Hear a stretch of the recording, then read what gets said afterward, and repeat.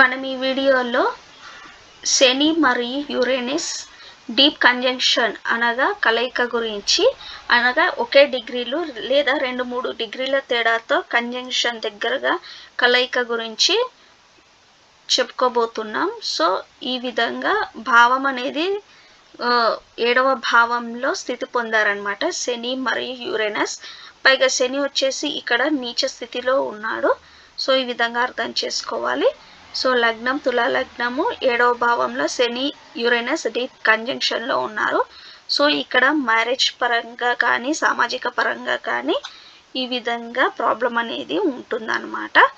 So marriage తొందరగా అవ్వకపోవడము లేదా భార్య భర్తల గొడవలు ఈ విధంగా మనం అర్థం చేసుకోవచ్చు. కాకపోతే ఇక్కడ మనము మిగతా గ్రహాల స్థితిగతులు కూడా చూడాల్సి ఉంటుంది. అనగా ఇక్కడ వచ్చేసి శని ఏ నక్షత్రంలో ఉన్నాడు, నక్షత్రనాథుడు ఎలా ఉన్నాడు, మిగతా శుభగ్రహాల స్థితిగతి ఎలా ఉంది, అలాగే లగ్నాధిపతి ఎలా ఉన్నాడు, ఇలా అన్ని గ్రహాల స్థితిగతులు చూసి దశ ఏం నడుస్తుంది అది కూడా చూడాలి అన్నమాట. ఈ విధంగా అన్ని చూసి జడ్జిమెంట్ అనేది ఇవ్వాలి. నా ఈ వీడియో మీకు నచ్చినట్లయితే లైక్, షేర్ అండ్ సబ్స్క్రైబ్ చేయండి.